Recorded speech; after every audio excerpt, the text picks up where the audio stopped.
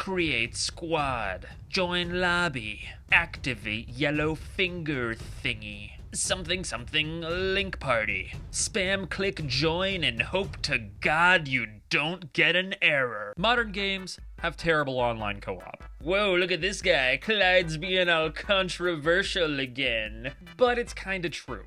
Elden Ring and Monster Hunter Wilds are amazing games, but I'm not going to sit here and lie to you and tell you that they're great online experiences. Between the squads and the lobbies and the summon signs and the SOS flares and all those fingers, why is it like this? Why is it so freaking complicated to just play a game online with friends in 2025? But here's the real kicker, the thing that curls my mustache. FromSoft and Capcom, this ain't their first rodeo. They've been putting out games with terrible online systems for years, and fans haven't exactly been shy about it. So why don't they fix it? The whole gaming world is practically begging them to do better. And you want to know what their response has been? I don't want to fix it. So today we are yapping and memeing on 4 very simple things. First up, what exactly are the online systems in these games, and why are they such a pain? 2, the kinds of fixes that fans have had to come up with to try and make online co-op less of a struggle. For number 3, we'll spotlight a couple online games that do co-op very, very well. And we'll wrap things up by talking about the most important part of this conversation, why these companies are very unlikely to change anytime soon. My name is Clyde, and given today's topic, I think it's time we bust out an Elden Ring intro worthy of the subject matter. Oh, rise now, ye devs, ye who make online gaming awful. Capcom, with its garbage lobbies. The ever-cryptic FromSoft. Nintendo, king of shoddy peer-to-peer. The loathsome Ubisoft, devourer of servers, and EA, the microtransacted. All right, nailed that intro. Well, this is normally the part in the video where I would be introducing today's sponsor, but unfortunately, today's video is not sponsored. That said, if you're enjoying the series or it's giving you a laugh, then I would greatly appreciate it if you would give the video a comment or boop the like button. Those kinds of things really do help out our small channel. Likewise, if you want more mustache in your life, I have started posting weekly videos for members. Every Saturday I go through and I recap the biggest headlines from the world of gaming. So check them out if you're into that kind of thing. It's like $3 a month to join up and become a member, so thank you very much for supporting the channel. I promise that is the extent of the YouTube shilling in today's episode. Let's get into it. Monster Hunter Wilds does online really, really badly. So let's get one thing straight. Monster Hunter Wilds is a freaking awesome game. I love the armor. Armor's good. And the monsters. I love the monsters. Love me some monsters. And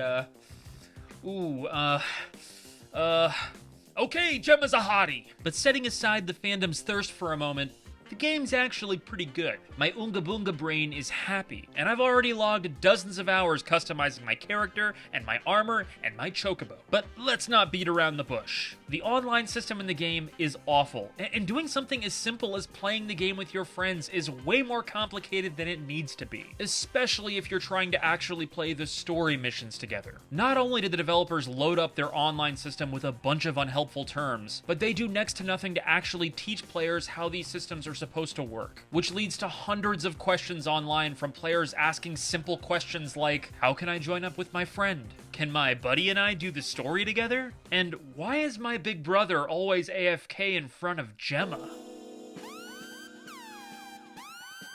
And friend, I don't think I'm the one who should be having that conversation with you. Let's just say that when one Tigrex falls in love with another, and Axe body spray is involved, magical things can happen. This side.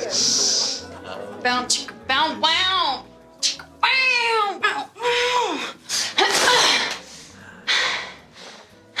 God bless America.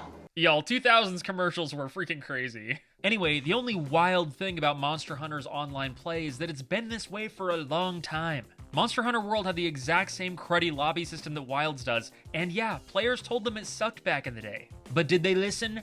Absolutely not. So fans have resorted to making posts and tutorials and entire videos just trying to get their friends to understand how these online systems work. Trying to help their friends understand the difference between a squad and a squad lobby and an environmental link and a link party and an SOS flare, and why is it so complicated? Why is this so needlessly complicated? And a quick side note, I need to vent for a moment. Because holy mother, whatever developer at Capcom decided that should a monster even fart on you, that it should interrupt your connection attempt, deserves terrible, unspeakable things to happen to them. I genuinely hope the rest of the food you eat for the rest of your life is unsatisfying. May all the bread in your future sandwiches be stale. May your sodas be flat and syrupy. May your french fries be cold and soggy. That is the level of pain I would inflict upon you, Capcom developers. But setting aside my personal rage on this topic for a moment, I imagine there's some percentage of people in the audience thinking, well, Clyde, maybe all these lobbies and flares and stuff, maybe this is just the way Capcom wants it, huh? And to that I say,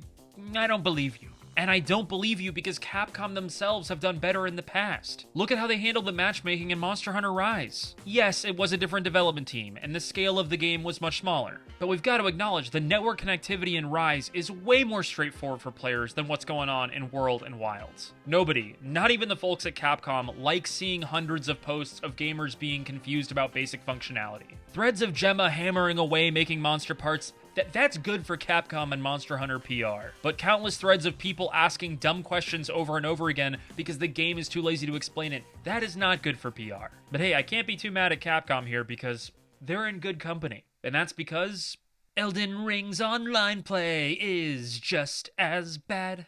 With Elden Ring, FromSoft upped the scale of their games. The world building, and the lore, and the artistry on display. Heck, they even freaking brought in George R.R. Martin to write half that stuff. And it's my opinion that with this bigger scale and polish, should have also come some basic quality of life improvements for their online play. And before anybody out there is tempted to say, look at this Clyde loser guy, he just wants to get carried in online play because he's so bad at Elden Ring.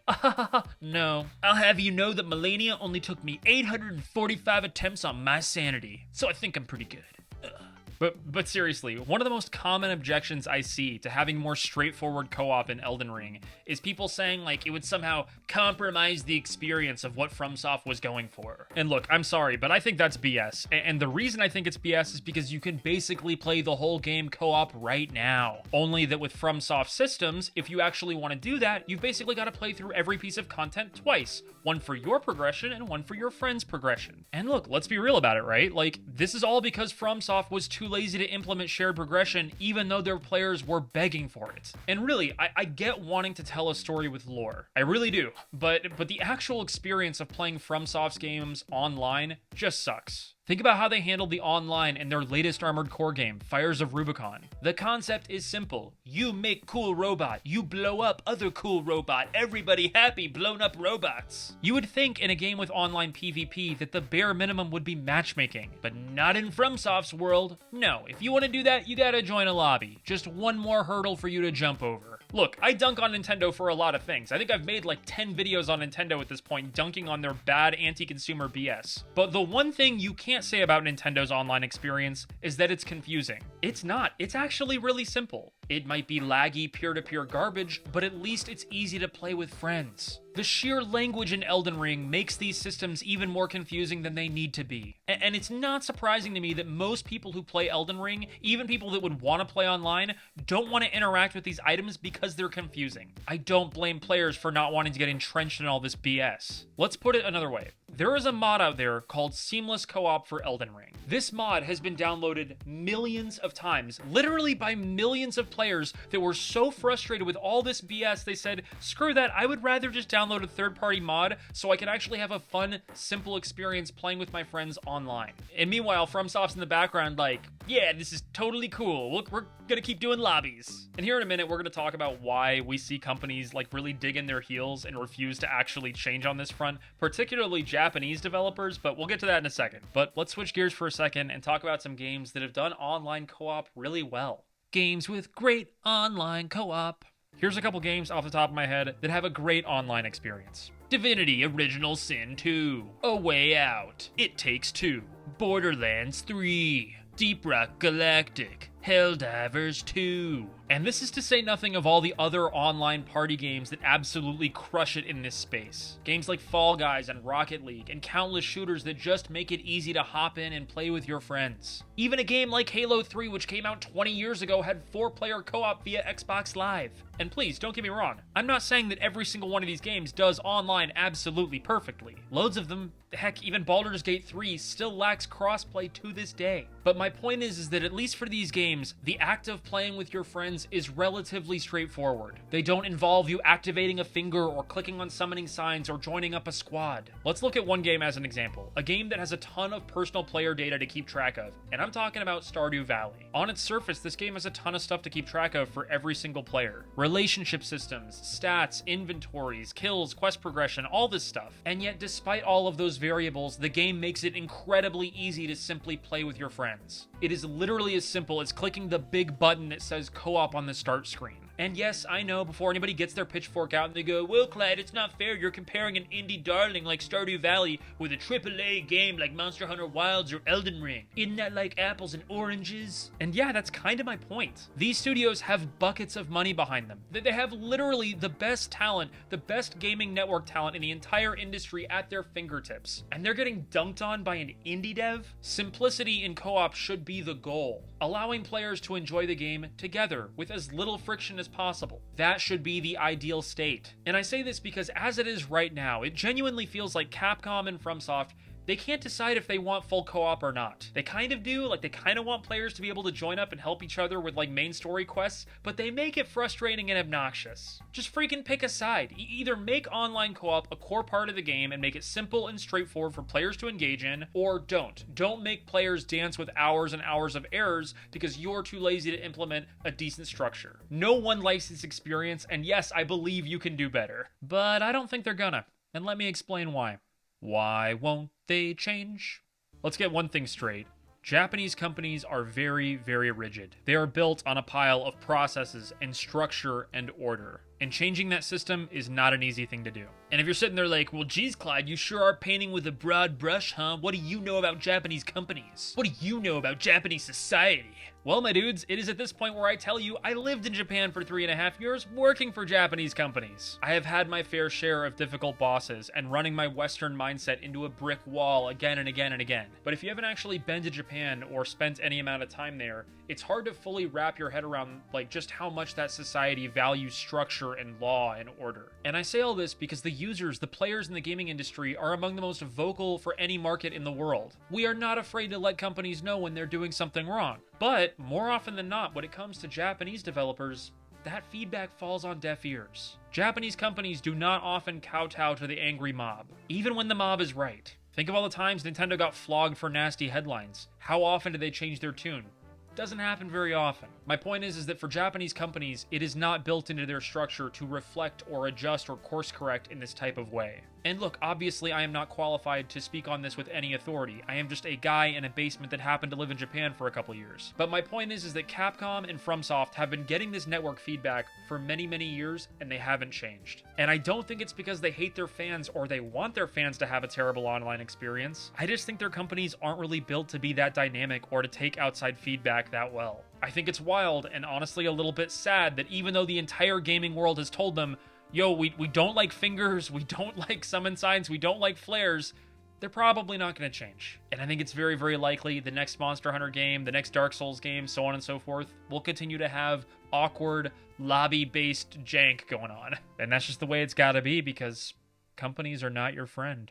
Alright, that's it for today, guys. Thank you for checking out the video. Thank you again to our patrons and our YouTube members for making this series possible. I could not do it without you guys. And if you're interested in joining, I'll pin a comment. I'll leave it in the description as well. Thank you for considering supporting the channel. Please leave a comment. Let me know what your experience has been like with Monster Hunter Wilds. I am enjoying the heck out of it. I'm going to go back to farming Uthduna so I can get my drip finished out. Thanks for the love. Thanks for the support. We'll be back in a couple weeks. Talk to y'all soon. Mustache Man, out of here.